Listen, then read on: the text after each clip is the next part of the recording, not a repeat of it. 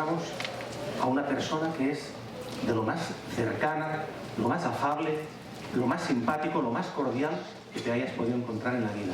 Y te hace sentir, es verdad, cuando, si no lo conoces, pues bueno, pues tú has oído hablar de Manuel Toaria, El hombre del tiempo, de Televisión Española, pero es que es una persona de verdad súper campechana, súper agradable, que te hace sentir pues, como en casa, como de la familia, y ese carácter lo sigue manteniendo, ese espíritu de la divulgación, de la pasión que le pone siempre que él habla de ciencia, pues la sigue manteniendo, y aunque dice que se ha jubilado, yo no me lo acabo de creer.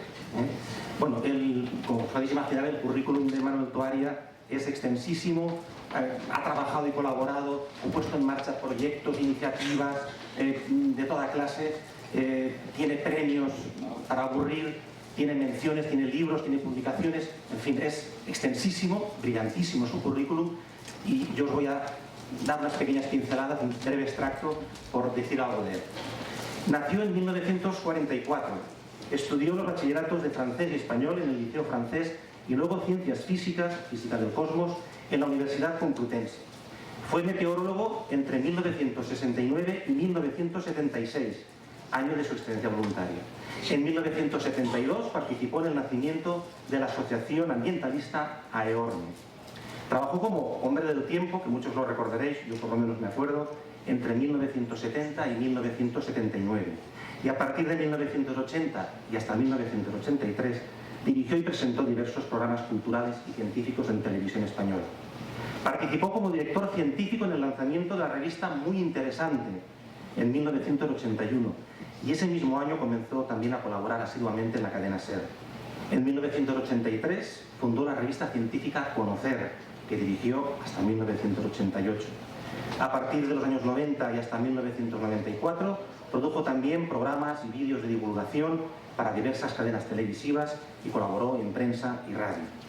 Dirigió el Museo Interactivo de la Ciencia Acciona en Madrid entre 1995 y 1997 y luego reconvertido en el Cosmocaixa Madrid, que dirigió hasta 1999.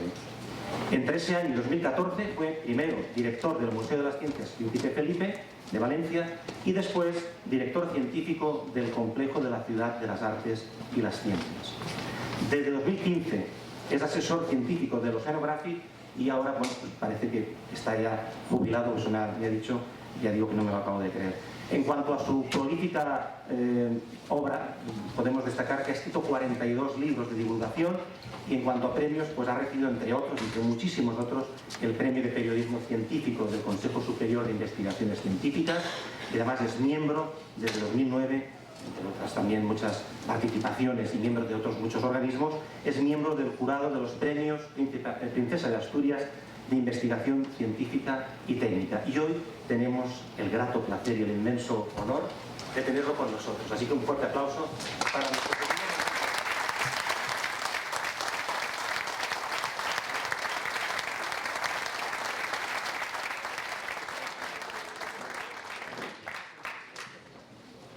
Barbaridad, ¿cómo se nota que somos amigos? Soy básicamente un viejo que habla mucho. Me falta 1 año y medio para cumplir 80. Y además no tengo nada que proyectar, solo hablo. A mí me interesa mucho la palabra cultura. Creo que puedo no hablar ahí. La palabra cultura engloba algo que todos los humanos, no sé por qué, hemos sentido necesidad de crear y de cultivar. Desde que éramos apenas monos listos. Pero empezamos a hacernos preguntas de por qué y cómo son las cosas como son. Y entonces, algunas respuestas a esas preguntas que se empiezan a multiplicar por todas partes según aumenta nuestro propio mundo y capacidad observacional y demás, las respuestas generan nuevas respuestas, nuevas preguntas, y al final todo ese conjunto de preguntas y respuestas generan un acervo de elementos físicos que somos capaces de construir como respuesta a algunas de esas preguntas y también de elementos puramente mentales. Unos porque simplemente satisfacen nuestra curiosidad, que la tenemos, somos seres curiosos antes que inteligentes, después inteligentes, suponiendo que lo seamos. Desde luego, los militares probablemente mucho menos. Pero bueno, decir que los militares están avanzados, perdón, pero decir que están más avanzados que los científicos no es que me parezca un insulto, es una tontería, es simplemente que no tiene sentido. Anyway, lo interesante de todo esto es que hoy esa cultura global, que nació hace milenios, muchos milenios, esa cultura global podríamos dividirla en dos grandes trozos.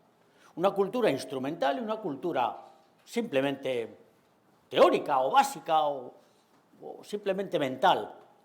La cultura instrumental es todo lo que nos rodea, incluida la ropa y todo lo demás, y por supuesto los cohetes al espacio y los rovers y todas estas cosas, bueno, y el bolígrafo, en fin, cultura instrumental. Y luego la cultura otra es, bueno, la que satisface dos elementos, la curiosidad y el placer. El placer porque nos gusta sentir placer, también somos humanos a los que el placer les llama mucho la atención, porque uno se siente un poco menos solo y un poco menos mortal, aunque sabemos perfectamente que nos vamos a morir igual. Y eso podríamos llamarlo arte, si queréis, o como queráis. Y al otro, lo que satisface la curiosidad, lo llamamos ciencia. Una ciencia que al principio era simplemente buscar respuestas y ya está, y sin ninguna estructura, y algunas respuestas eran inventadas y eran gratuitas, da igual. Pero luego, y claro, pues, probablemente partiendo de Galileo, pero con muchas aportaciones posteriores, nació eso que llamamos el método científico. Que eso sí que sustenta lo que hoy conocemos por ciencia. Un método científico muy exigente y muy humilde. Muy humilde porque no se cree nada. Ni siquiera lo que descubres, que te lo crees momentáneamente porque dices, joder, mira que si no. Y entonces que exige eso, la reproducibilidad, que pueda ser alguien capaz de hacer lo mismo que tú, por lo menos, y en las mismas condiciones. Pero que exige muchas más cosas, ¿no? Yo no voy a soltar el rollo sobre el método científico, todos sabéis muy bien que nos guía en esa especie de búsqueda permanente de algo que nos permita decir probablemente y muy probablemente esto es así, jamás seguro que es así, porque nunca estaremos seguros si somos científicos. No podremos reproducir un experimento infinitas veces para decir esto es así porque infinitas veces es así. Pero sí podemos decir, si lo hemos reproducido en las mismas condiciones igual, los números suficientes de veces que nos permite hacer predicciones, conseguir aplicaciones, no sé, pues hombre, hay una altísima probabilidad de que sea verdad, suponiendo que la verdad en absoluto, con V mayúscula, exista y sepa alguien lo que es. Y ya está, eso es la cultura. ¿Por qué suelto todo este rollo, que no tiene nada que ver con lo que nos esté aquí hoy? Bueno, pues ante todo porque yo tengo ahora mismo el corazón muy emocionado. Bueno, el corazón no, evidentemente es el cerebro, pero bueno, digamos el corazón poéticamente. Hoy celebramos el 50 aniversario de la ABA y mi hija, la pequeña, cumple hoy 50 años. Y claro, esto es interesante porque te relativiza todo mucho. Entonces yo estoy aquí celebrando ¿el qué? Pues celebrando las dos cosas, porque mi hija está en California y no la voy a ver hasta Navidades, que nos iremos para allá mi mujer y yo. Pero también porque me permite reflexionar acerca de cómo la ciencia parte de intuiciones, de ideas, de una comunicación de esa ciencia a los demás, que hoy parece fácil, está todo lleno de YouTube, lleno de informaciones a veces caóticas, sobre documentos secretos y no sé qué, otras veces muy sensatas, otras pues charlas maravillosas como la que nos acaba de dar Briones o yo qué sé, la historia de la propia ABA es un cuento en sí mismo, es para escribir una novela de ciencia ficción, no parece que eso sea posible, ¿no? Bueno, da igual, lo interesante de esto es la comunicación de todo eso para que el mayor número de personas puedan ser capaces de comprender aquello que algunos creen haber comprendido, creen haber demostrado y desde luego han servido para hacer predicciones que se han cumplido y para fabricar elementos que nos hacen la vida cada vez más larga y cada vez más placentera. Dos elementos consustanciales a lo que hoy llamamos progreso científico. Bien, pues ya está. Os voy a hablar de Newton y sus principios de matemática, filosofía y naturales. Os voy a hablar de Voltaire, que era un escritor fantástico, probablemente el francés más correcto nunca escrito, salvando un poco la distancia de los siglos. Y voy a hablar de una amante de Voltaire que era una tía listísima, pero gran folladora. Le gustaba mucho el placer, y en particular ese placer. Era una marquesa, una noble, porque se casó con uno que dejaba a su mujer hacer lo que quisiera con tal de que a él le dejaran hacer la guerra, que es lo que le gustaba, y entre tanto tirarse a todas las señoras que podía pillar por el camino también el marido, era fino. Con lo cual ella tenía libertad absoluta y era más lista que ni Dios. Sabía varios idiomas, los traducía al francés y, entre otras obras, hizo una traducción de los Principia de Newton al francés, porque Newton escribía en latín, vivió como un poco más de medio siglo después. Y esa traducción al francés de los Principia de Newton todavía hoy se utiliza en Francia. Yo la estudié en el liceo. Yo soy exalumno del Liceo Francés de Madrid y luego estudié en la Sorbona un par de años y tal. La traducción de Madame du Châtelet sigue siendo no un texto histórico, un texto actual. Es fantástico. Bueno, pues Madame du Châtelet tuvo muchos amantes, pero de repente se enamoró de aquel tío mucho mayor que ella. Se murió muy joven, por cierto, la señora. Bueno, se quedó embarazada y tuvo un embarazo muy malo y al final, cuando dio a luz, se murió de eso. Tenía 30 y pocos años. Pero Voltaire era mucho mayor que ella, pero el tío era brillantísimo, hablaba muy bien, era irónico, era sardón, era una especie de Quevedo. No sé si yo, por buscar a alguien en España que pudiera parecer solo que Quevedo no sabía nada de ciencia, no le importaba nada. Voltaire era muy curioso, tremendamente curioso. Y cuando a Madame du Châtelet le contabas aquella historia, supongo que en la cama, porque es que no solamente harían lo que harían, sino que también hablarían y esas cosas, el tío estaba fascinado con las teorías de Newton, la gravitación y tal. Y Voltaire escribió varios cuentos filosóficos. Algunos eran fantásticos. Uno se llama Zadig ou la destinée. Zadig es un héroe, o el destino. Y en él habla de algo que hoy conocemos muy bien, que es la serendipia. La serendipia algunos la traducen por chiripa. No, es la chiripa del científico. Es decir, cuando Fleming descubre que hay un Penicillium notatum, un hongo, que destruye ciertas bacterias, lo descubre por casualidad, pero lo descubre de una manera muy curiosa. Pone unas placas de Petri con un cultivo bacteriano en un cajón y un día después va a sacarlas y de repente las bacterias no están. Y dice, ¿qué ha pasado aquí? Cualquier persona diría, vaya porquería, estaba mal hecho el cultivo, lo tira y vuelve a empezar. Pero no, él tuvo la curiosidad de investigar aquello y tal, y se dio cuenta de repente que el cajón estaba en un sitio muy húmedo, había moho, y el moho lo recogió, lo analizó y tal, y dijo, a ver si es esto. Lo probó después y efectivamente era eso, y descubrió, el antecesor de la penicilina. Algo parecido le había pasado a Becquerel. ¿Os acordáis de la historia de Becquerel? Seguro que muchos la sabéis. Becquerel descubrió los famosos rayos uránidos, los rayos X hoy llamamos, pues porque tenía unas rocas de pechblenda, el mineral de uranio, la metió en un cajón y ahí tenía el mismo cajón que guardaba las placas fotográficas vírgenes para utilizar luego en la fotografía, y de repente cuando sacó las placas estaban veladas. Y, joder, el tío se fue a reclamar al tendero, oiga, ¿me vende usted placas veladas? Y el tendero dijo, no, yo se las he sabido bien, en fin, nada, ay, por favor, señor Becquerel, profesor. Ay, le dio más placas y le pasó lo mismo y dijo, coño, esto no es casualidad, aquí hay algo. Y entonces cogió la piedra y dijo, será esta puñetera piedra. Y así fue como se inició el descubrimiento de Becquerel de los famosos rayos uránidos. Ese tipo de anécdotas son la serendipia. Y de alguna manera ya Voltaire, pues como 2 siglos y medio antes que Becquerel, ya había hablado de eso en un cuentecito filosófico de los suyos, que de cuento tenía muy poco, aunque todos empiezan por Il était une fois, érase una vez, que es encantador. Tenéis que leer a Voltaire, de verdad. Hay buenas traducciones en español, si no domináis el francés. Y el otro libro era Micromegas, una historia filosófica. Micromegas es un héroe que se llama así, Micromegas, que procede de un planeta que circula en torno a Sirio, bastante interesante, un planeta dando vueltas a Sirio en la época de Voltaire, en la época de Newton, perdón, pero bueno, ya en la época de Voltaire, que lo supiera Voltaire. Y es más, por supuesto el planeta es gigantesco, porque Sirio es gigantesca como estrella, y en el planeta los humanos tienen kilómetros de altos y tal, pero es un humano gigantísimo. Y este humano, pues de repente, a lomos de ondas gravitatorias y de la luz de cometas, se monta ahí y es capaz de viajar por todo el sistema planetario y vaya descubriendo pues, mundos, en fin, en todas partes hay militares, en todas partes hay curas y dominan siempre a los listos. Y los listos son siempre unos pobres desgraciados. Los inteligentes, los sabios, los científicos, lo que sea.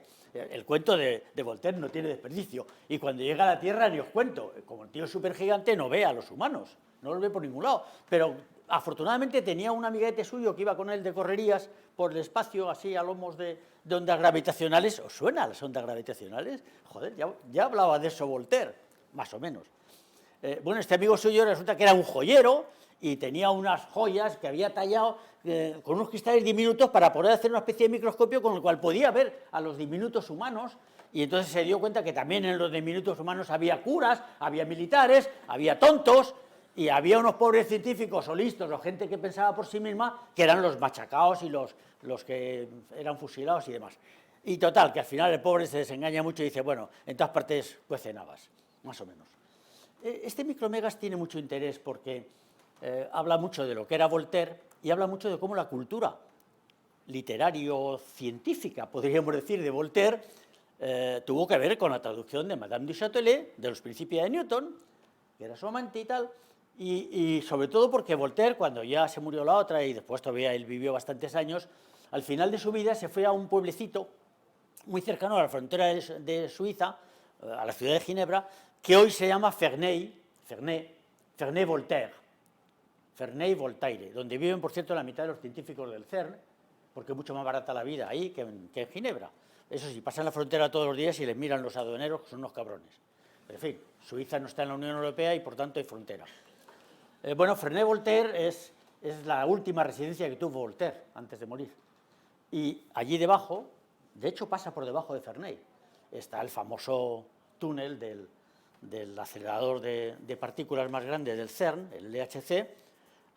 Ya sabéis que tiene casi 30 kilómetros de longitud, una especie de túnel de metro gigantesco, con 4 grandes huecos, como donde cabe la Catedral de Notre Dame de París, eso dicen los franceses, seguramente sí, cabría de sobra, y ahí están los detectores que permiten averiguar lo casi infinitamente pequeño. En cambio, Newton analizaba lo casi infinitamente grande. La astronomía, la astrofísica analiza lo casi infinitamente grande.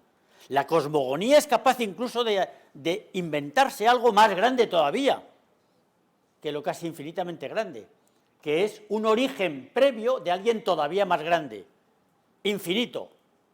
Llamarlo Dios, dioses, lo que sea. Pero bueno, yo de cosmogonía no quiero hablar. De cosmología podríamos, pero nos tiraríamos 4 horas.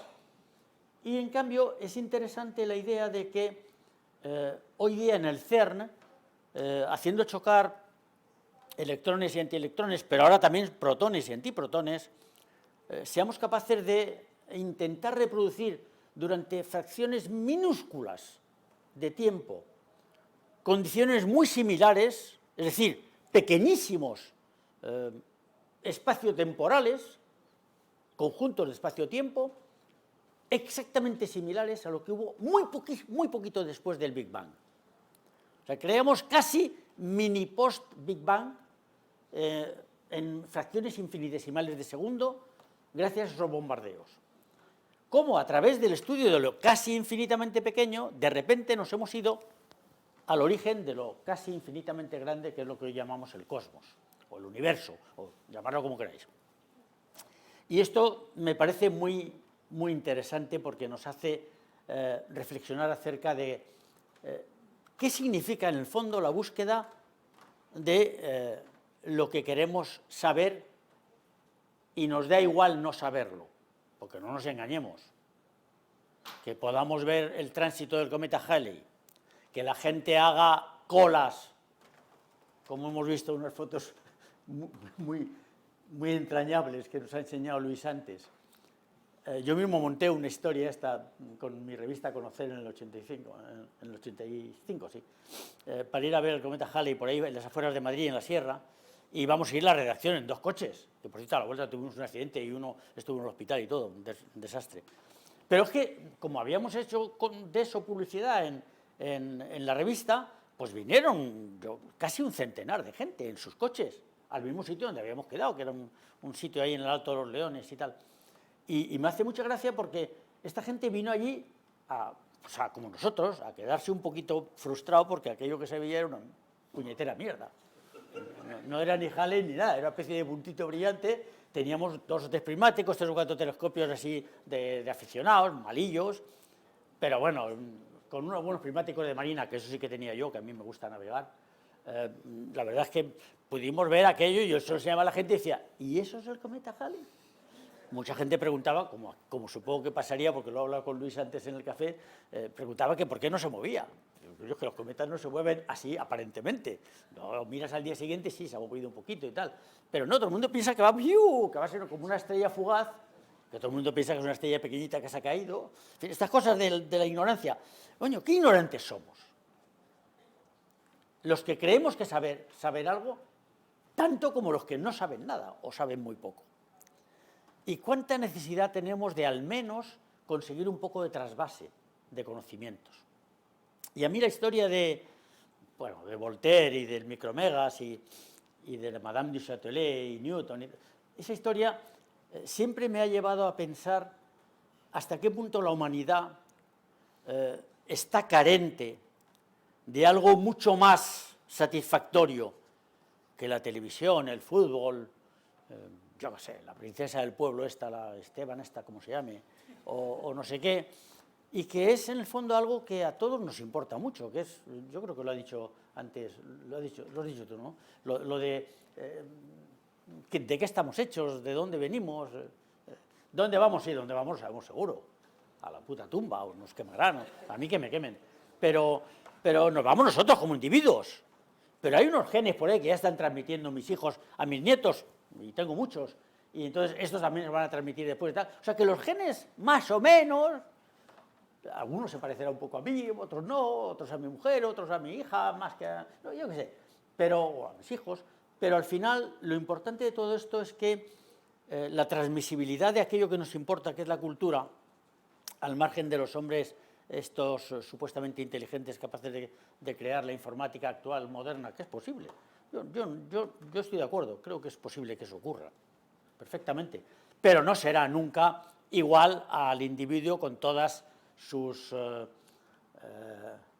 buenas y malas aplicaciones de la biología evolucionada que somos los humanos, evolucionar en este sentido, porque hay otra biología evolucionada en otros sentidos, a lo mejor tan interesantes, aunque no hablen ni piensen, pero que al final esa especie de transmisibilidad del conocimiento es algo que sigue siendo una asignatura pendiente en la humanidad. Lo fue en el pasado por falta de medios. Seguramente lo era también en la época de Voltaire, pues porque los escritos de Voltaire, sí, claro, tenía mucho éxito y incluso llegó a vender miles de ejemplares de algunos de sus libros. Algunos de sus cuentecitos filosóficos se vendieron muy bien. Estos 2 que he citado se vendieron a más de 100.000 ejemplares, que en aquella época debía ser la bomba, pero no había mucho que leer, y leía muy poca gente, solo los ilustrados. La mayor parte de la gente no sabía leer ni escribir. Pero incluso hoy, que tenemos tantos medios a nuestra disposición, me parece que la transmisión de esa cultura global, y en particular lo que a mí más me afecta, la cultura de lo que progresa deprisa, que es el conocimiento llamado, digamos, el conocimiento racional, lo llamaría científico. También las artes, ojo, pero las artes tienen otro cometido que es mucho más emocional, mucho más placentero, indudablemente, y os lo dice alguien que toca muy bien el piano, pero que no tiene nada que ver con el mundo de la ciencia, excepto que los instrumentos que la tecnología ha puesto, que es ciencia aplicada, que ha puesto a nuestra disposición, son ahora maravillosos. Yo tengo un piano electrónico de 5.000 euros que suena, os lo juro, también como mi piano de cola que me costó en su momento, y a plazos y durante muchos años con mucho esfuerzo, lo que ahora sería en torno a los 30.000 euros. Es decir, 6 veces menos y suena mejor. De hecho, el piano de cola ahora me voy a deshacer de él, porque se me desafina, igual al lado del mar, y además pues no suena igual de bien, encima truenan los vecinos, y con el otro le pongo unos auriculares de 5 canales de sonido por cada oreja, y no veáis cómo disfruto yo de madrugada tocando el piano, vamos, eso no tiene precio. Las artes forman parte de algo esencial en el ser humano, que es el placer, pero está también lo otro. yo no puedo solo sentir placer, no puedo evitar estar aquí soltándose este rollo, no puedo evitar leer, no puedo evitar interesarme. Esos libros que están ahí fuera los he leído ya todos. No puedo dejarlos, es imposible. Me moriré, bueno, me moriré seguro, pero, y además no dentro de mucho, pero no podré dejar de hacerlo hasta el último día. Pero mucha gente no lo hace. Se dejan adormecer por entontecer, diría yo, por todo lo que nos rodea. De ahí está la importancia de eso que podemos llamar comunicación de la cultura, que algunos llaman divulgación, llamamos, yo también. Los franceses lo llaman vulgarización, pues si dicen divulgación está mal visto, pero dicen vulgarización, o sea, la vulgarización, es decir, poner en manos del vulgo lo que algunos pocos saben mejor, pero ponerlo con los medios que ese vulgo pueda entender, no utilizando la forma en la que normalmente se comunican los pares entre sí, es decir, los que saben comunican con los que saben de lo suyo de una forma determinada que no hay Dios que les entienda. Yo a mi hijo no le entiendo, mi hijo el físico, trabaja en un universo de 11 dimensiones, de unas cosas llamadas superpartículas que nadie ha demostrado que existan, pero es experto en supersimetrías, superpartículas, extradimensiones, estas cosas de la física, y yo que soy físico, pues soy un analfabeto, igual tanto como mi mujer, que es abogada. De hecho, yo me puse a leer un día un libro sobre supersimetría en inglés, de un apóstol de este tema, uno de los grandes gurús, y en el avión, porque me lo dio mi hijo para el avión, tuvo la humorada de dármelo, y llegué a Madrid, luego vine a Valencia, porque esto ha sido no hace mucho, ahora 10 o 12 años, y guardé el librito en la estantería y ya está cogiendo polvo. No lo he vuelto a abrir. Llegué al prólogo y a los primeros capítulos. Las matemáticas que utiliza, yo ya no me las sé. Y entonces se lo dije a mi hijo por teléfono, me dijo, es verdad, se me olvidó darte un libro que te explica un poco todo el aparato matemático previo que necesitas usar y tal. Y digo, o sea, ¿otra asignatura más? Venga, hombre, yo ya no tengo edad.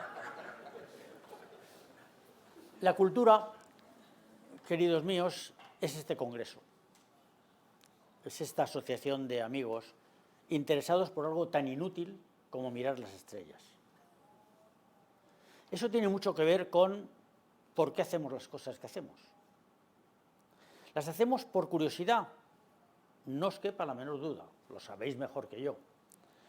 Las hacemos por placer. Sí, ¿no? Si no, tampoco estaríamos aquí, un sábado por la mañana. Las hacemos por mejorar. Nosotros no. Habrá quien, de lo que algunos, muy pocos, sean capaces de descubrir, comunicar, trabajar y tal, consigan algún tipo de mejora en la calidad y en la cantidad de vida de los seres humanos. En este caso nuestro me parece que poco, como en tantas cosas. Pero básicamente la curiosidad y en gran parte el placer nos mueven. ¿Cómo no somos capaces de comunicarle eso al resto de la gente que no vendría aquí hoy ni loca? Por muy interesantes que sean todas las charlas que vamos a dar hoy, menos la mía, que es una especie de totum revolutum. Pues, ¿cómo convencerles? ¿Cómo somos capaces de divulgar de tal modo lo apasionada que es la ciencia entendida como cultura, de forma que a la gente no solo le interese, le despierte su curiosidad, sino que además les produzca un placer que no conocían? Pues no es fácil. Yo llevo toda mi vida, yo empecé a escribir cosas de ciencia en el año 68 o por ahí, recién terminada la carrera, recién terminada cuando saqué la oposición de meteorología, que fue en el 69, que me hice meteorólogo, porque de algo había que vivir, yo ya estaba casado, y empecé a tener hijos enseguida.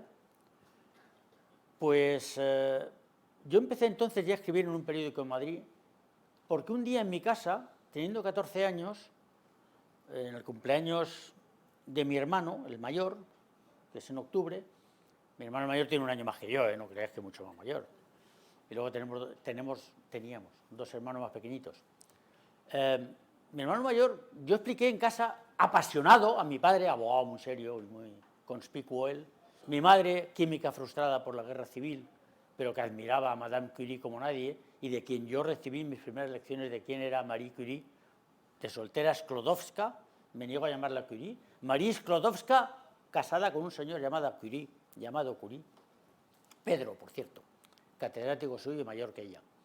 Bien, pues en aquella comida de cumpleaños de mi hermano y tal, en un momento dado, yo había ahí en el colegio, nos habían contado, yo tenía 14 años por ahí, lo que eran los rayos catódicos, que era un poco un bombardeo de electrones sobre una pantalla fluorescente, y cómo al barrer la pantalla en horizontal y luego en vertical, mediante unos electroimanes perpendiculares en los dos sentidos al haz de electrones, esto barría la pantalla y creaba una luz que se podía modular de tal manera que la vibración fuera más o menos intensa en función de la intensidad de la corriente de cada uno de los dos vectores, horizontal y vertical, y eso producía manchas más luminosas o menos luminosas que podrían incluso traducirse en imágenes, que es el principio de la televisión. Y yo lo expliqué con una pasión que es la misma que tengo hoy, pero sabía mucho menos, y debía hacerlo mucho peor, porque nada más terminar, todos se quedaron muy callados, mi padre me miraba con una cara como de admiración, no se había enterado de nada, claro. Mi madre me miraba con amor, como todas las madres que quieren a sus hijos, casi todas las quieren. Mis hermanos me miraban como los pequeños, bueno, la pequeña y el otro, diciendo, ¿este qué habrá dicho? Y mi hermano mayor puso cara de comprenderme muy bien, un año más que yo, joder, tío, es el mayor y tal. Y dijo, Manolo, te has lucido, lo he entendido todo. Digo, sí, ¿de verdad? Sí, los rayos catódicos eran dos, Isabel y Fernando.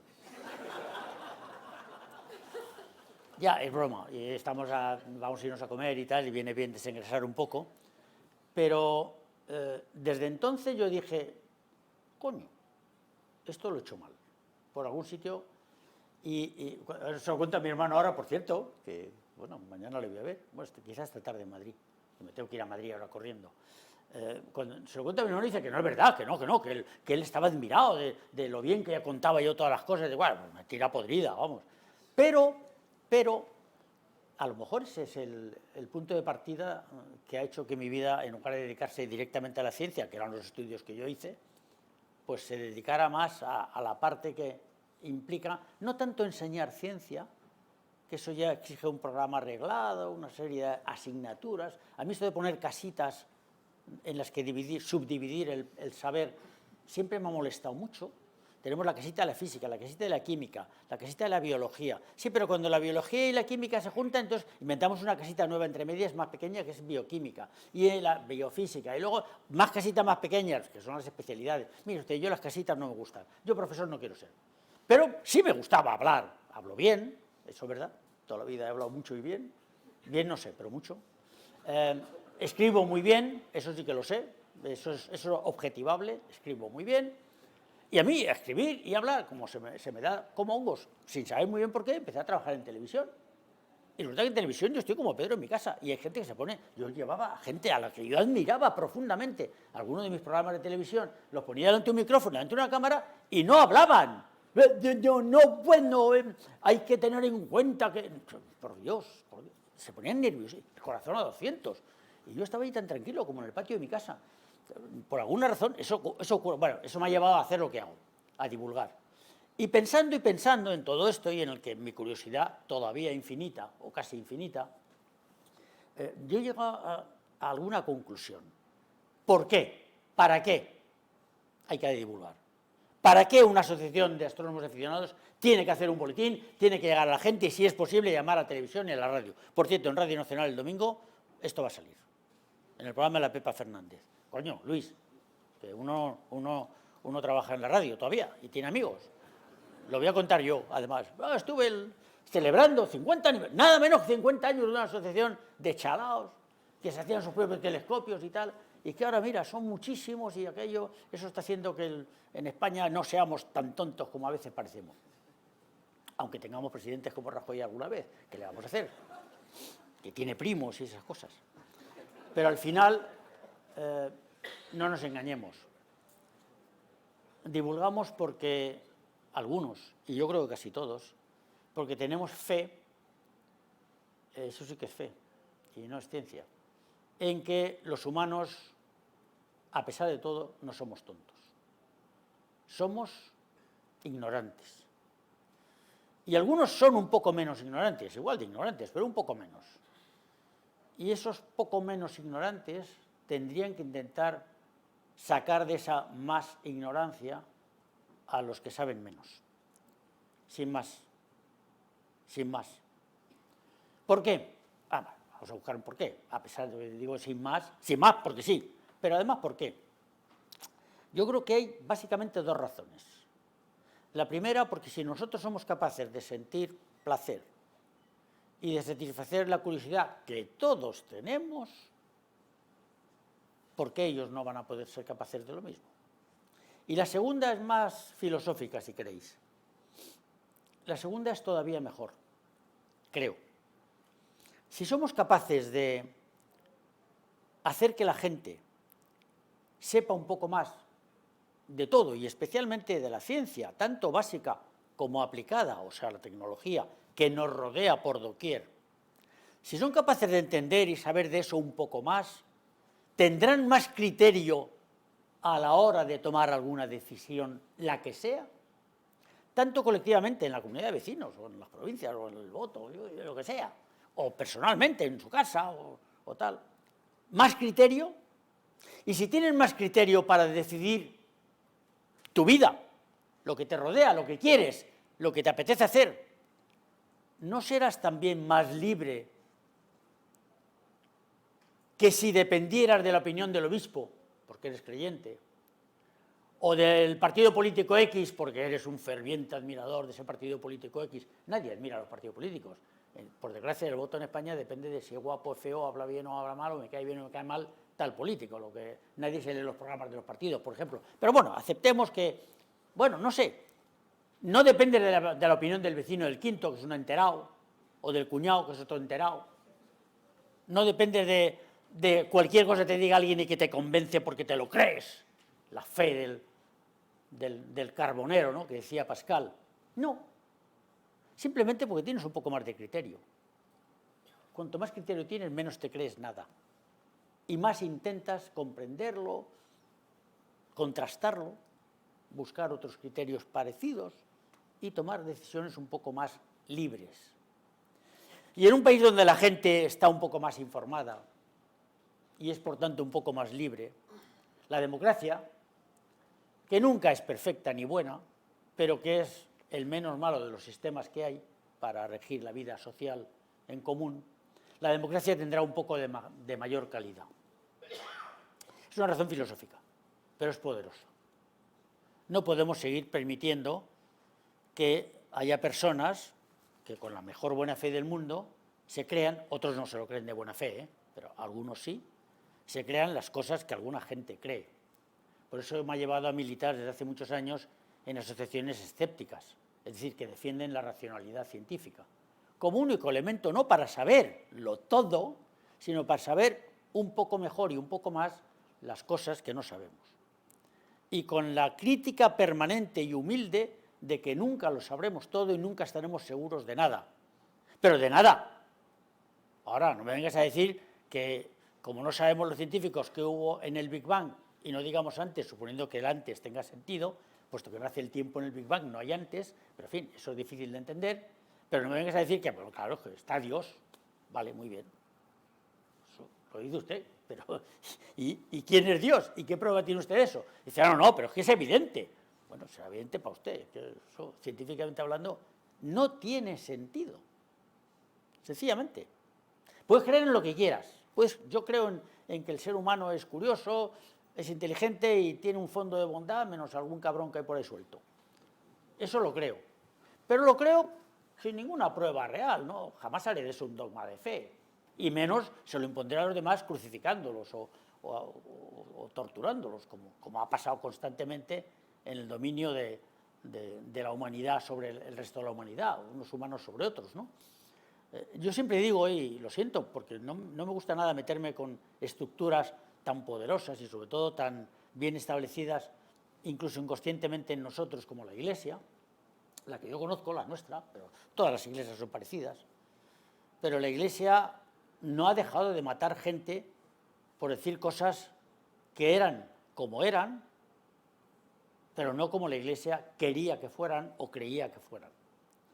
El ejemplo de Copérnico es evidente, o por ejemplo, Copérnico era muy listo, se lo guardó en un cajón y su libro salió justo editado cuando él se murió.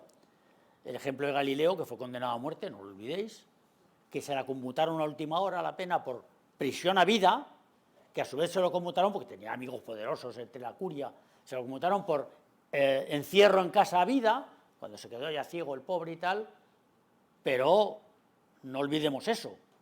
Dadme un solo ejemplo de un religioso que haya sido crucificado, yo qué sé, condenado a muerte, etcétera, por los científicos por afirmar cosas sin prueba alguna, como la existencia de Dios o cualquier otra cosa parecida.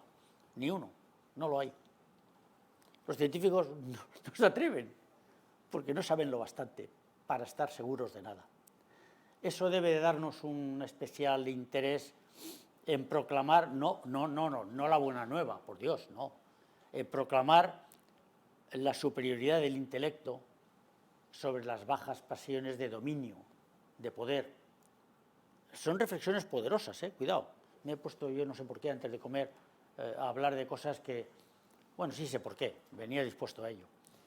Pues porque de alguna manera nos hace entender mejor por qué estamos hoy aquí un grupo de personas que no nos parecemos en nada, supongo, incluso con algunos a los que conozco hace muchos años, pues sé que no me parezco en nada a ellos, ni tenemos los mismos intereses, ni hacemos probablemente las mismas cosas en la vida y tal, pero algo nos une poderoso que seguramente es eso que estoy explicando, intentando explicar ahora, seguro. Por terminar con la historia del micromegas, querría reflexionar un poco, pero rápidamente, sobre cómo es la estructura de lo complejo, lo grande, y lo complejo, lo pequeño, y cómo creemos que pueden llegar a unirse. Ya sé que lo sabéis, pero voy a daros mi punto de vista de cómo abordo yo eso mentalmente y cómo lo cuento a gente que sabe menos de lo que seguro sabéis vosotros. Que lo hago mucho, porque yo soy muy de conferencias a públicos heterogéneos, generalmente jubilados de cajas de ahorros y cosas así, que son muy interesantes, porque te hacen preguntas que la gente no hace, son muy divergentes. Los jubilados tienen tiempo para pensar, que a lo mejor no tuvieron durante su vida laboral. El mundo de lo complejo es un mundo apasionante, sabéis todos, tanto, más seguro que más que yo, de lo grande.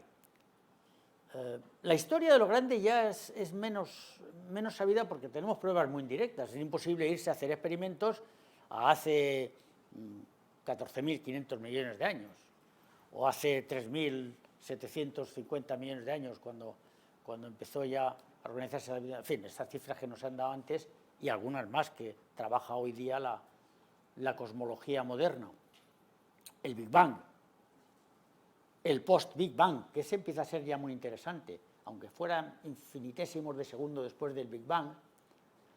Sabemos que entonces el universo estaba comprimido a una temperatura altísima, temperatura, por hablar de temperatura, la temperatura no tiene sentido en ese contexto, tiene sentido el concepto de energía, energías altísimas, que cuando empezaron a ser un poquito menos altas empezaron a condensarse en materia, pero la materia al fin y al cabo es energía, solo que condensada.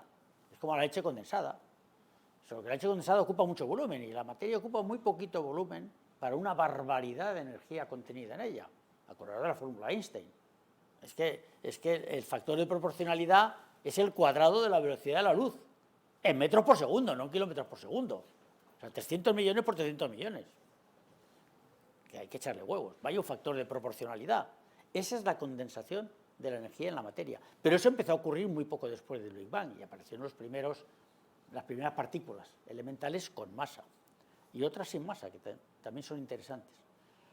Toda esa historia la hemos podido trazar a través de descubrimientos astronómicos, por supuesto, pero también y sobre todo últimamente a través de descubrimientos microfísicos, es decir, a través de los grandes aceleradores de partículas que reproducen en fracciones de segundo casi infinitesimales momentos en los que la energía y la materia estuvieron comprimidos de forma similar a como lo estuvo poco después del Big Bang.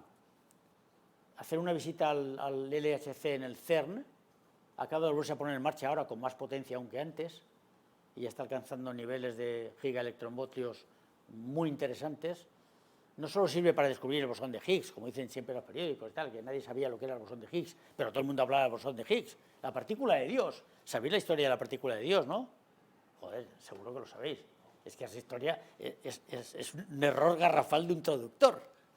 Porque resulta que el texto inglés que tradujo un mexicano al español es que donde decía God damn particle, la maldita de Dios partícula esta, que nadie sabe lo que es ni de dónde está, lo tradujo vio el God y vio particle y dijo, partícula de Dios. Y ya está, la partícula que lo explica todo. Y ni de coña, vamos.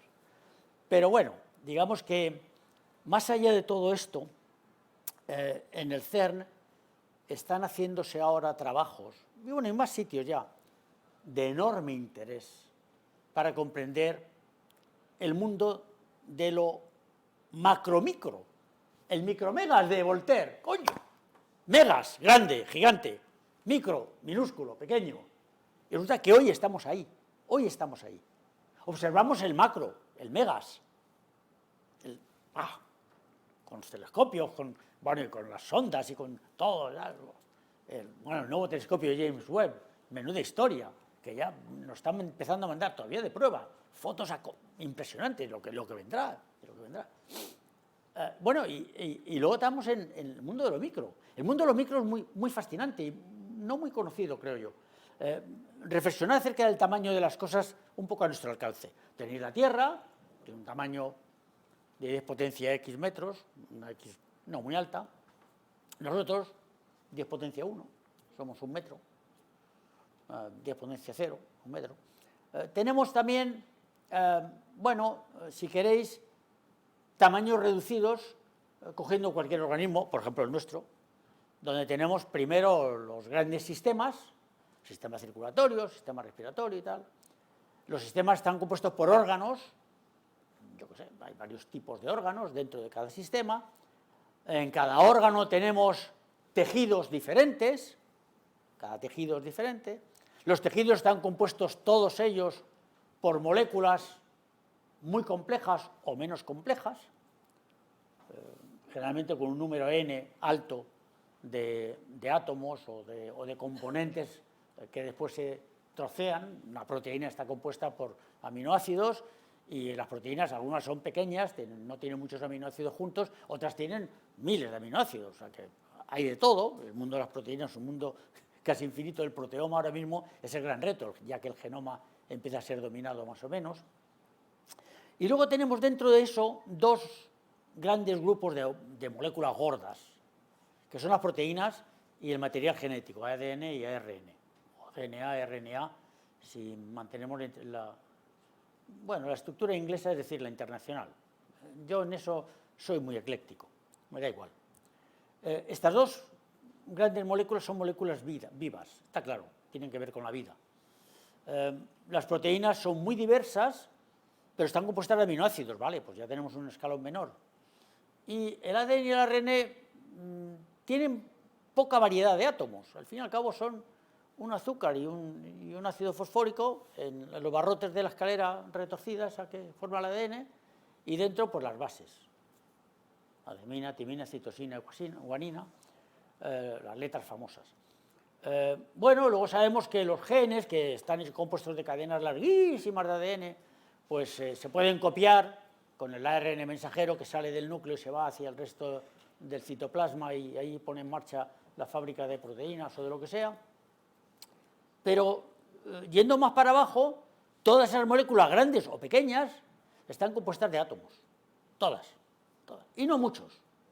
En la naturaleza apenas no llega al centenar, ni de coña. Y luego ya hemos sido capaces de fabricar de manera más o menos artificial otros átomos con una vida generalmente muy corta.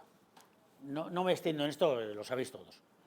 El átomo está compuesto a su vez por un núcleo muy denso, donde está prácticamente el 99,9% del peso, que está hecho por protones y neutrones. Son dos partículas que pesan casi lo mismo, con la diferencia de un electrón, por cierto, menos un poquito de defecto de masa, en fin, vale.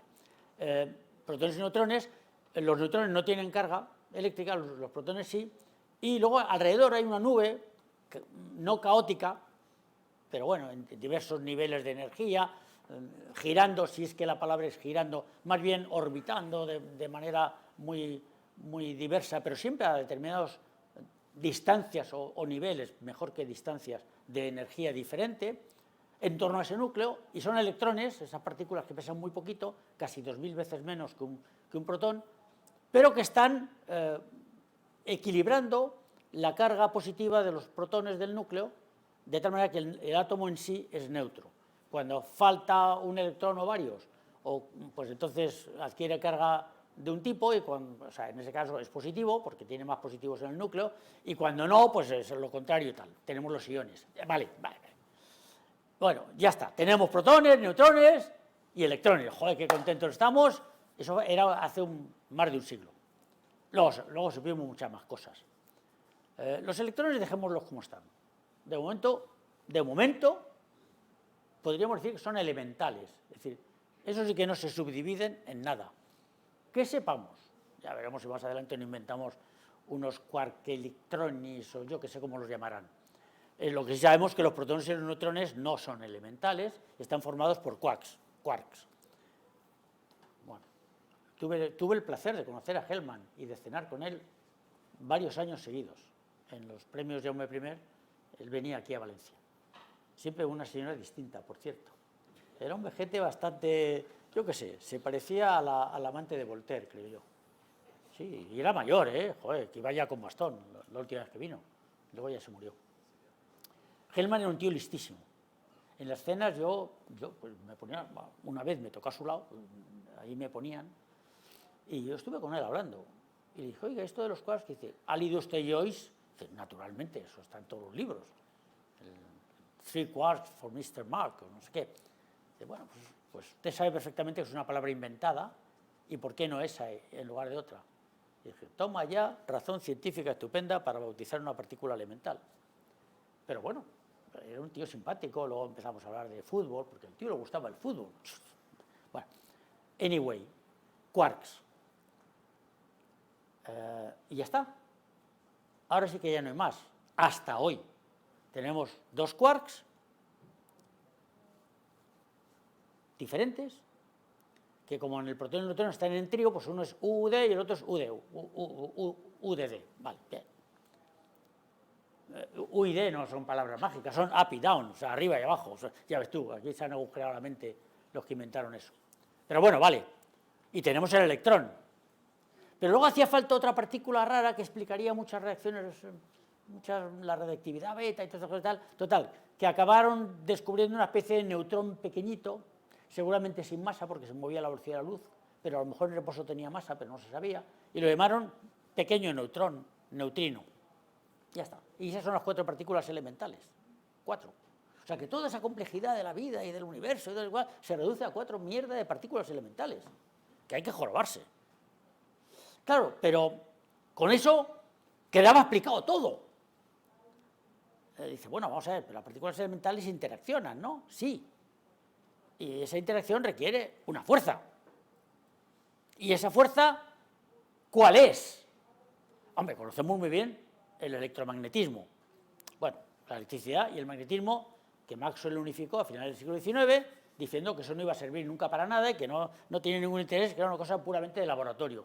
Magnífico, Maxwell era listo, pero desde luego, como futurólogo, un desastre. Bien, el electromagnetismo es una fuerza poderosa, muy poderosa, se ejerce a distancias infinitas y obedece a la famosa ley del cuadrado de las distancias. Muy bien. ¿Qué más conocemos? La gravitación.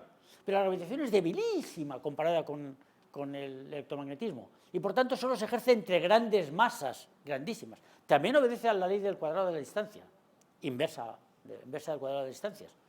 Pero, claro, solo se ejerce a distancias muy grandes en tamaños gigantescos. Vale, estas son las dos que nos importan más. Y la astronomía no hubiera avanzado sin ninguna de esas dos. La gravitación, porque hace que las cosas grandes que observamos sean como son, y el electromagnetismo porque es la luz, y con la luz observamos.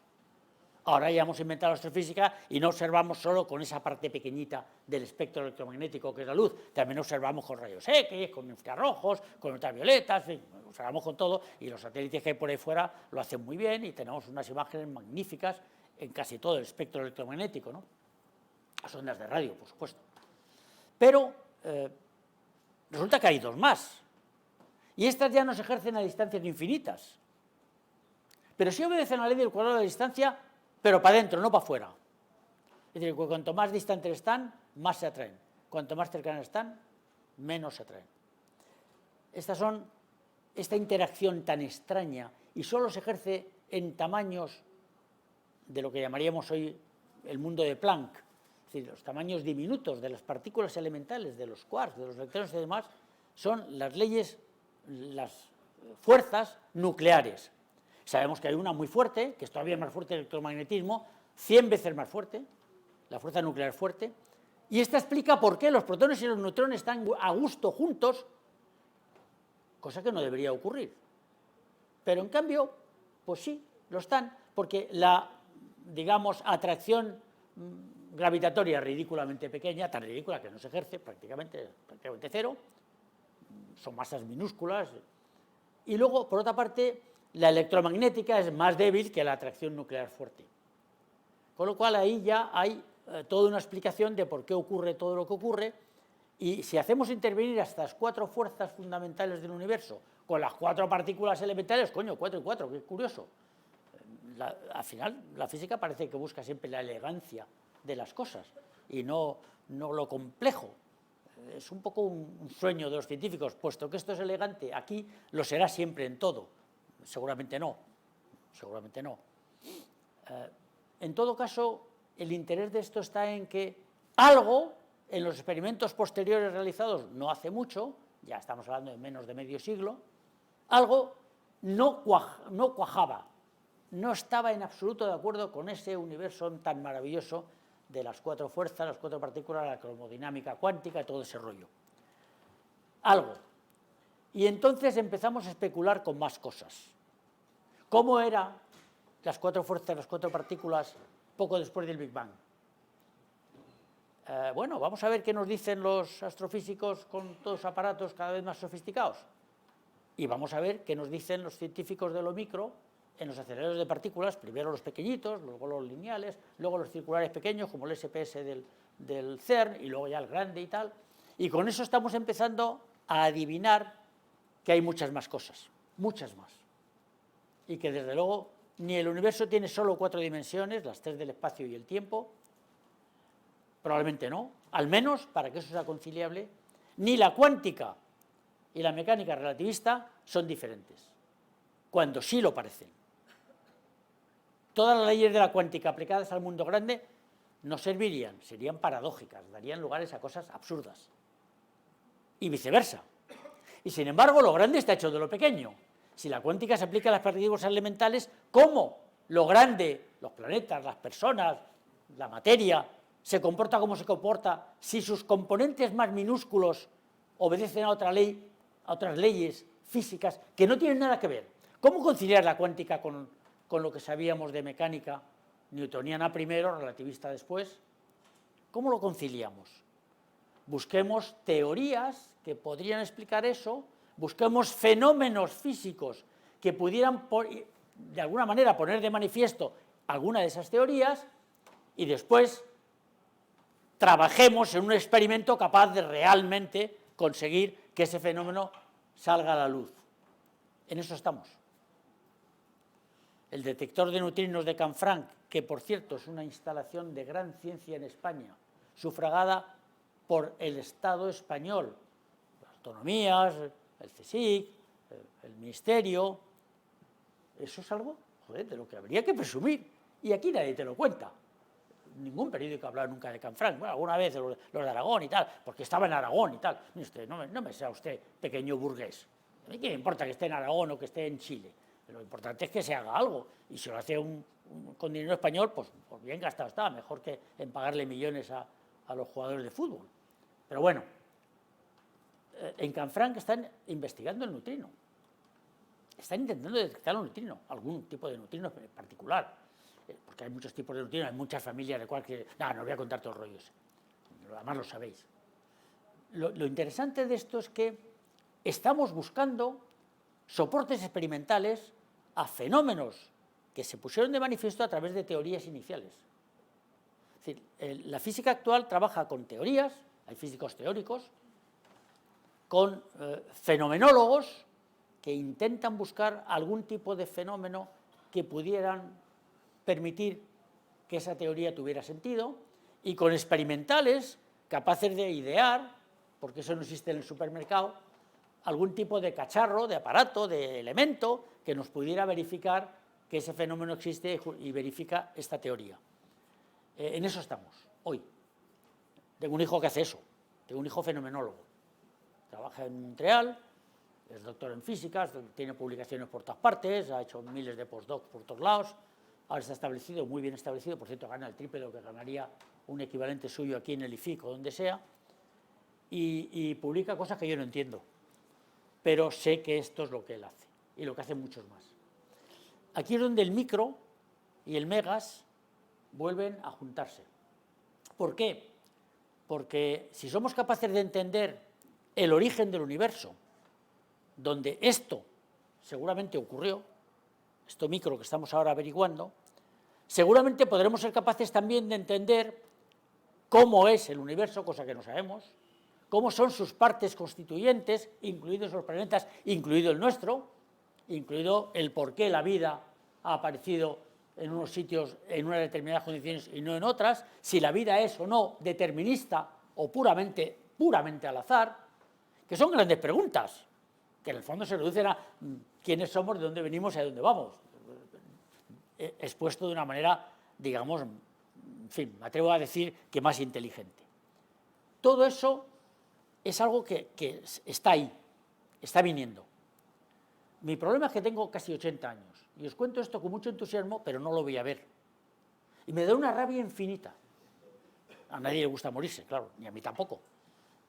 No solo porque ahora estoy tocando el piano como nunca, porque tengo más tiempo libre, toco mejor que nunca, y resulta que me voy a morir dentro de nada, y a la mierda todo eso. O sea, ¿para qué sirve eso?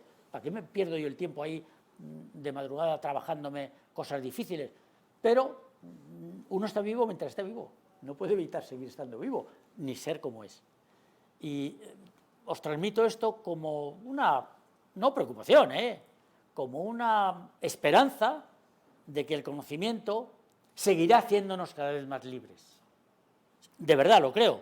Y además ahora ya no tengo nada que fingir, ya no aspiro a nada, no aspiro a ningún cargo, ni me van a pagar nada, creo que me van a regalar un bolígrafo o algo. Y a lo mejor ni eso, y además me da igual, no he venido por eso.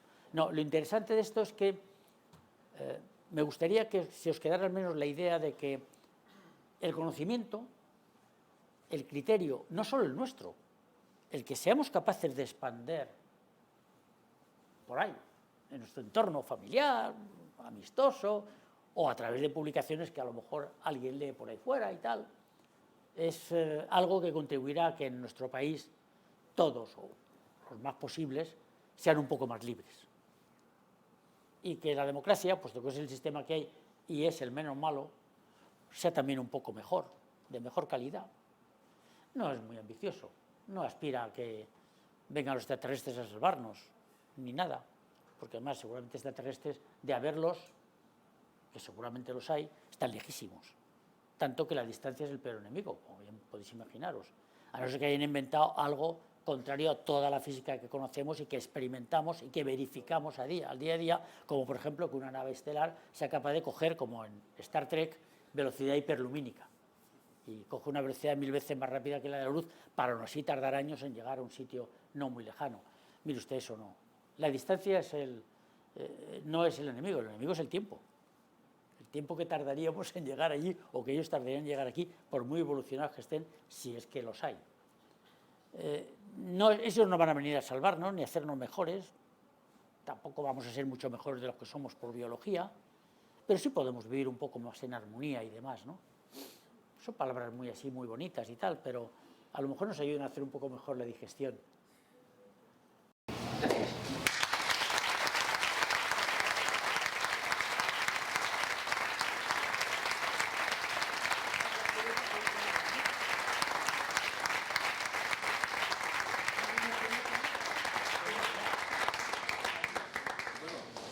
Preguntas rápido y breve. Aquí tenemos una mano levantada. Buenos días. Primero darte la enhorabuena por tu charla. Quería preguntarte o que nos dieses tu opinión respecto al divorcio que hay entre la gente de letras y la gente de ciencias cuando se acusan mutuamente de ignorantes. Por ejemplo, para una persona de letras no saber que alguien no sepa lo que es un soneto o que no sepa quiénes fueron los reyes godos, pues lo considera un ignorante. Y para una persona de ciencias, pues no saber, por ejemplo, que el sonido no se transmite por el vacío o diferenciar entre Venus y Urano, o no saber dónde está el hígado, pues considera que las personas que eso no lo saben son ignorantes. ¿Cómo lo ves tú eso? Desde el punto de vista de una persona que veo que ha cultivado tanto las artes y posiblemente se metería dentro del saco de las letras, como que ha sido también una persona divulgadora del mundo de la ciencia. Vamos a ver, el mundo de la cultura no es de letras ni de ciencias. El ignorante es quien inventó la dicotomía entre ser de ciencias o ser de letras. Nadie es de ciencias ni de letras. Es. Podemos estar.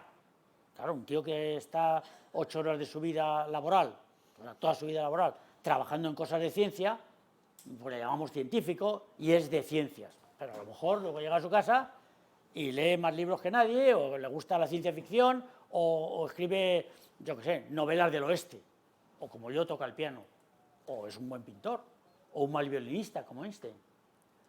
No importa. La dicotomía no es ciencias o letras. La dicotomía es saber, de ciencias y de letras. A mí me parece igual de imperdonable no saber quién era Goya y Velázquez y la diferencia entre sus pinturas respectivas, como no saber cuál es la diferencia entre Beethoven y Chopin en cuanto a sus músicas respectivas. Y he hablado de dos pintores relativamente próximos en el tiempo y de dos músicos relativamente próximos en el tiempo. No quiero hablar de Vivaldi y de Schoenberg, no tiene nada que ver. Entonces, al final, hay un nivel básico de cultura que todos compartimos. Si yo digo mesa, todo el mundo inmediatamente sabe que una mesa es una cosa así, plana, con patas. 4 patas, a veces 3 patas. Mesa es un concepto cultural. Todo el mundo sabe lo que decimos cuando nos referimos cuando hablamos de una mesa. Pero cuando hablamos de psicalíptico, nadie sabe lo que significa esa palabra. Pero es más, tenemos niveles en los que a veces yo he escrito en El País crónicas de ciencia donde dudaba si explicar lo que era un átomo. ¿Sabe la gente que lee El País lo que es un átomo? ¿O tengo también que explicar que el átomo es la unidad indivisible de la materia compleja o simple? Porque a veces la materia compleja, el átomo no es... Pero la materia simple sí. El hierro puro tiene átomos de hierro. Bueno, hay que explicarlo todo. ¿Hasta dónde hay que explicarlo cuando hablas de ciencia al gran público o en la tele? Entonces, claro, aquí está ya interviniendo un nivel de crecimiento cultural donde hay gente que tiene la inmensa suerte de tener bastante alto ese nivel en todas las ramas de la cultura, literario, artístico, científica, tecnológica y lo que queráis, ponerle todos los adjetivos que os dé la gana. Y hay gente que se queda solo en una poquita parte de esto y en nada de esto, muy poco de esto, muy poco de esto, muy poco de aquello. Vale, pues esto es una pena.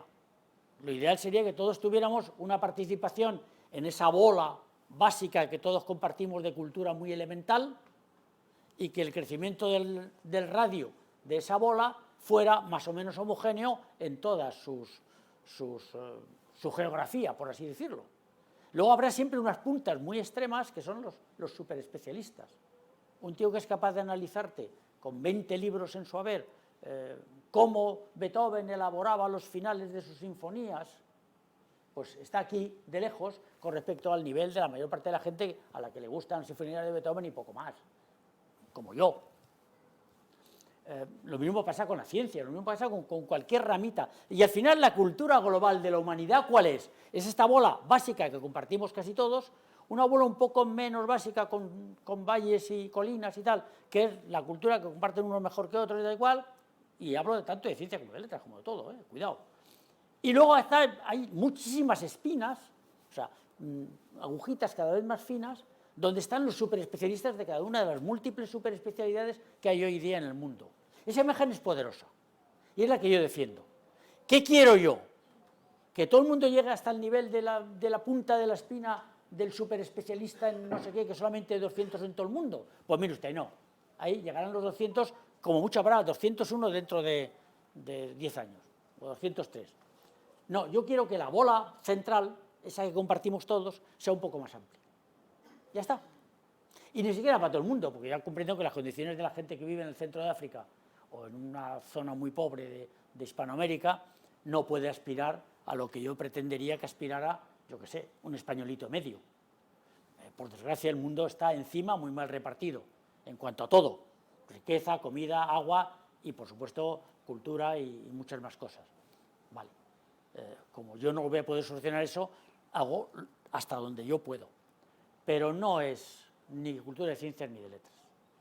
La cultura es una. Por eso empecé hablando de cultura, más que de ciencia. La ciencia es un elemento inseparable de la cultura. Sin ciencia no hay cultura, ya está.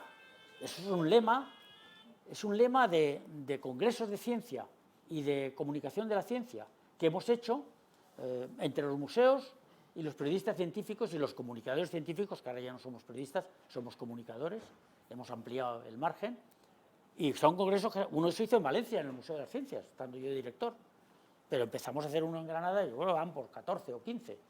Ahora lo patrocina el CSIC, ya era hora, hasta entonces no buscábamos los garbanzos nosotros. Bueno, de alguna manera es una idea potente y responde bastante bien, creo, a tu inquietud o a tu pregunta. Sí, pero efectivamente la cultura no es solo patrimonio de unos, sino de todos.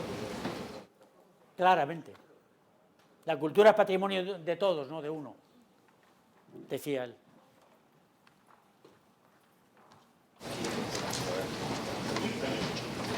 Vosotros tenéis que comer, yo no como, yo no tengo que ir ahora a Madrid conduciendo, me pararé en el camino a tomar un bocata con un té, sí. Pero...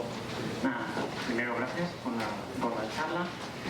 Y ahora, yo es que estoy un poco pesimista, quería ver tu visión, cuál es sobre, pues a ver, veo que en la sociedad el discurso que más entra es el más cómodo, el que entra fácil, el de ideas cortas y pequeñas. Estoy hablando a nivel político, pero también estoy hablando a nivel científico, en el tema de la pseudociencia, etcétera. Discursos súper pequeños, pero que a la gente le encajan muy bien.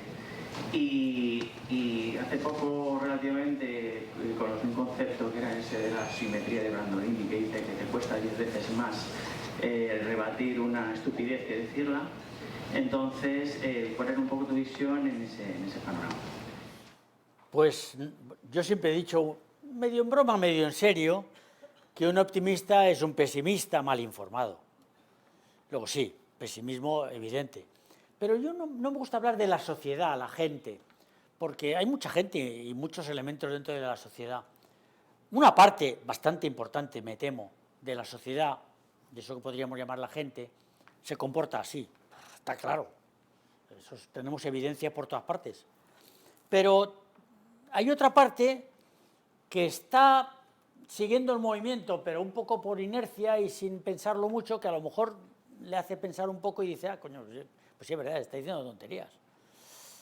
Yo llegué en un momento dado a meterme en programas del estilo de, no era tómbola, ¿cómo se llamaba? Parle Vosté, calle Vosté, aquí en Canal Nou. Sí, yo pues, llegaba ahí, encima me pagaban, joder. Que a mí el dinero, pues nunca he ganado mucho, pues me venía muy bien. Diga lo que digan los periódicos, yo nunca he ganado mucho dinero. Y entonces yo venía a ese programa y un día me pregunta el padre Apeles, joder, el padre Apeles. Y la otra, ¿cómo se llamaba? La bruja buena que adivinaba el futuro, aquella gorda, fea. La Aramis Fuster, ¿quién ha dicho eso? Premio. Pues Aramis Fuster y padre Apeles eran muy amigos míos, luego cenábamos juntos y yo me reía, eran personajes. Sobre todo el padre Apeles, que era más listo que ni Dios. Y me decía, Manuel, ¿y tú por qué vienes a esto? Si la gente ya está convencida de que lo que decimos nosotros es verdad. Pues, cinismo absoluto, absoluto.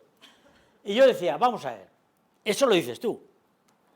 Pero entre esa gente que nos ve, porque si no, no vería un programa como este, entre esa gente que nos ve, los hay seguidores fieles de estos que lo que usted mande, padre, y me arrodillo ante usted y tal, y los hay que, bueno, que se lo pasan bien, que se ríen, que dicen, no, claro, igual, y que a los que de vez en cuando, o bien por la vía del humor, que es muy fácil explotar humorísticamente lo que dice esta gente, cuidado, pero hay que tener buen humor, no hay que cabrearse Yo no me cabreaba nunca. Entre otras cosas porque pensaba, me han pagado. O sea que no, tampoco conviene. Pero sí daba espectáculo. Yo soy bueno hablando y comunicando y tal. Eso ya lo sé yo, ya soy viejo. Y entonces yo iba allí a provocar, pero a provocar en buen plan. Nunca me odiaban ni nada. Yo no me reía poniéndoles en ridículo. Decía de forma humorística las absurdas estupideces que estaban diciendo ellos. Entonces, una vez se me cabreó, porque el auditorio que teníamos allí, que estaba todo convencido, pero que estaban hartos de aquella grabación tan larguísima, que duraba 4 horas y tal, el auditorio a veces se reía de carcajadas con lo que yo decía, con lo cual, digo, esto me los he metido en el bolsillo. Y la vidente esta estaba tan cabreada, que ella hablaba tan en serio y tan pomposamente, que me predijo que iba a tener una desgracia gravísima en 3 semanas. Y me dijo, es más, tendrá usted un accidente grave de coche. Y dije, hombre, gracias por avisarme, porque eso significa que en 3 semanas no cojo el coche, ¿sí? Ni taxi, ni nada, ni me lleva nadie. Yo voy andando, o cojo el tren, o lo que sea y tal. Gracias por avisarme, pero mire usted, mañana iré a la oficina en coche y tengo un viaje pasado mañana, no sé qué y tal. Total, que fui en coche. Pero claro, el programa se puso, el tío, ¿cómo se llamaba? El presentador, bueno, es igual. Era majete, el presentador. Y el tío saltó sobre la ocasión y dijo, señor Toarias, ¿tiene usted dispuesto a venir dentro de 3 semanas a demostrar que no le ha pasado nada? O desde el hospital le comunicamos... No tengo ningún inconveniente. Dentro de 3 semanas aquí nos vemos. Y volví a las 3 semanas. Y ahí estaba la vidente de cual dice, bueno, yo le dije que usted tenía muchas probabilidades de que eso ocurriera. Digo, hombre, vamos a ver, cualquiera que sepa mi vida, que es verdad que hubo una época en mi vida que yo estaba con el coche de un lado para otro y que iba a todas partes en coche, y a mí me gusta conducir, y de joven hice rallies y estas cosas que hace unas choladuras que hace uno de joven y tal. Usted sabía que ese riesgo es ridículo. Claro, todos tenemos un riesgo. Cuanto más estás en un coche, más riesgo tienes de tener un accidente de coche. Eso no es predecir nada. Eso es simplemente hacer un análisis estadístico de los riesgos, que al fin y al cabo también es una función estadística de la probabilidad de tener un accidente en función de los números de casos, de todo el rollo. Bueno, salió del paso y tal. Y entonces me dijeron, pero usted ha estado enfermo, me dijo ella. Digo, en estas 3 semanas le aseguro que no. Mire usted, yo tengo una salud frágil. La sigo teniendo ahora que soy viejo y tomo muchas pastillas. Pero estas 3 semanas he estado como una rosa. Tampoco en eso acepta usted. Si quiere, llamamos ahora mismo a mi mujer para que se lo diga, si no se fía de mí. No, señor Toarias, nos fiamos de usted, me decía el pobre presentador, que estaba encantado, porque claro, yo estaba también como mirándola y diciéndola, pero... Y digo, vamos a ver, mire usted puede predecir lo que quiera. Y que usted lo ha visto en las cartas del tarot o en las mierdas estas que utiliza. Bueno, no dije mierdas, claro. Estoy hablando entre amigos. En estas cosas que ustedes utilizan y tal. Yo le aseguro a usted que con eso no predice usted nada. Y si algo por casualidad alguna vez le sale bien, será por casualidad. Porque claro, el azar también existe. Yo podía haber tenido un accidente y no tener nada que ver con que usted lo haya visto. Simplemente puede ocurrir. Es una posibilidad, pero eso es muy fácil. Dígame usted qué número va a salir en la lotería el sábado que viene. Dígamelo y compre el número.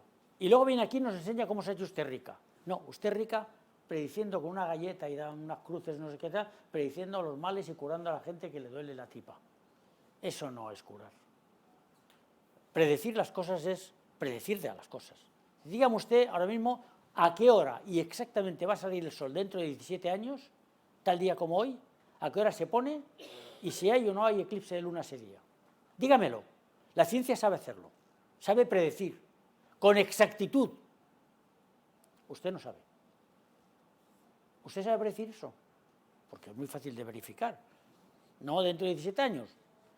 ¿A qué hora sale el sol dentro de un mes justo? Justo dentro de un mes, dentro de 30 días. La ciencia lo sabe hacer. Y la ciencia predice muchas cosas. Ustedes no. Y claro, ¿a quién le llegó ese mensaje? ¿Merece la pena hacerlo? Tengo mis dudas. A mí me costó mucho, al final era una paliza y me pagaban, pero tampoco era tanto, en fin, no compensaba. Pero el experimento hay que hacerlo. Y es verdad que no todo el mundo sirve. Si te pones a soltar un rollo, tú lo harías bien. Y tú puede que también. No, es verdad. Hay gente del mundo de la ciencia que es capaz de enfrentarse a este tipo de situaciones con buen humor, No te cabrees, porque es ridículo cabrearse con alguien que sabe muy poco. Más bien cabreate con quien le enseñó tan mal en el colegio o lo que sea, ¿no? Lo interesante de esto es qué resultados se obtienen. Bueno, me da igual. Por pocos que sean, son. Merece la pena. Ahora, el esfuerzo personal, allá de acuerdo. Muchísimas gracias, Manuel. Había una última. Pero súper breve, ¿eh? Que tenéis que comer vosotros. No, yo... ¿Sí o no? Súper breve. Muchísimas gracias, me ha encantado escucharle. Yo soy pianista, no tengo nada que ver con este mundo, no sabía que usted también toca el piano y también soy docente. Entonces, por lo que hablaban un poco del tema de la cultura en general, ¿no? Yo siempre pienso que, por ejemplo, en mi familia, y ya voy directa a la pregunta, tuve la suerte de tener un padre que era muy curioso y había una biblioteca en la que había de todo. De hecho, mi hermano es biólogo, mi hermana veterinaria, yo pianista, y en mi casa no se primó digamos, un conocimiento por encima del otro. E incluso yo con mis alumnos siempre pienso que a la hora de explicar una sonata de Mozart no se puede entender esa sonata de Mozart si no entiendes el origen de la Revolución Francesa, o si a Beethoven no se le puede entender si no sabes de historia, Napoleón o la filosofía, los filósofos de su tiempo, ¿no? Entonces, todos son productos culturales que pertenecen a una época y que no se puede desmembrar una cosa de la otra, ¿no? El conocimiento es conocimiento, como usted bien ha dicho. Entonces, como docente, a mí, a la hora de transmitir esa información en un conservatorio, por ejemplo, siempre me cuesta que los chavales adolescentes con los que hoy en día trabajamos, que van a ser las generaciones futuras, tengan esa sed de conocimiento, ¿no? Porque se está especializando mucho las ramas del saber. Y creo que al final la función de los docentes hoy en día, o así a grandes rasgos, es el despertar la curiosidad. Despertar la curiosidad porque más allá del mundo académico esas personas van a ser eso, depositarios de saberes, y si les aseguras el despertarles la curiosidad, sabes que van a poder acceder a múltiples conocimientos, ¿no? Entonces mi pregunta va un poco dirigida por ahí, si usted sabe un poco o qué fórmula, ¿no? Ayuda a despertar la curiosidad, y también la fórmula para poder discernir el grano de la paja, es decir, en una sociedad en la que el acceso a la información ya es muy fácil, no como hace años. Yo misma recuerdo que acceder a la información era algo complicado, tenías que ir a una biblioteca, tenías que comprarte el CD. Hoy en día Spotify, YouTube, está todo, ¿no? El cómo también animar a discernir, ¿no? el conocimiento. Entonces son esas dos preguntas, la fórmula del despertar la curiosidad y también la fórmula del educar en ese criterio, ¿no? En esa capacidad de discernimiento. ¿Sí o no? Por favor. No hay fórmulas. No hay fórmulas. Lo único que se me ocurre, y yo lo hago mucho, es poner siempre en paralelo el mundo del arte y el mundo de la ciencia cuando hablas de historia. En la época de Bach, ¿qué científicos vivían? En la época de Beethoven, ¿quién vivía? Cuando Chopin tocaba, ¿le pudo escuchar en un momento dado a algún científico relevante del siglo XIX? ¿Y por qué? Ese tipo de cosas despiertan más la curiosidad que si cuentas la vida y milagros de Chopin y de cómo con George Sand se pasó un verano horroroso en Mallorca, un invierno horroroso en Mallorca, pasándolo fatal con el mal tiempo y cogió la tisis y tal. Eso está bien, pero no hay fórmulas. Cada cual tiene que encontrar el camino. Y yo a mi edad, y habiendo hecho más de 55 años, 54 años de divulgación, todavía no encontré un camino. Lo que pasa es que tuve la suerte de encontrarme con que podía vivir de hablar y de escribir sobre estas cosas. Pero nunca he dejado de tener curiosidad. A lo mejor eso también es genético, yo qué sé. Pero le juro que no tengo respuesta clara. Pero bueno, hay trucos. Tendrás que descubrirlos tú sola. Digo yo. Perdonadme, pero... Es un placer oírte. Vale, que me voy. Adiós. Gracias. No te jubiles nunca. Y vemos que sigues en plena forma con dialéctica, oratoria, sigues teniendo la misma locuacidad y elocuencia de siempre. Que no se cosa me que te olvide. agradecemos y esperamos verte en el 60º aniversario de la Pon 10 años más y ya 10 está. años más, pues venga, el 60. Gracias. Oye, una cosa, por favor, antes de irnos. Tenéis la exposición de fotografías, no dejéis de mirarla, de entrar a verla. Tenéis también libros de los compañeros que tenemos aquí, de los ponentes, os los pueden firmar, por favor. Acercaos al stand y comprad alguno también. Y a las 4 volveremos con Juan Fabregat, lo tenemos, ¿dónde estás? Allí. Así que os esperamos dentro de un ratito, si nos da tiempo a comer. Manuel, muchas gracias.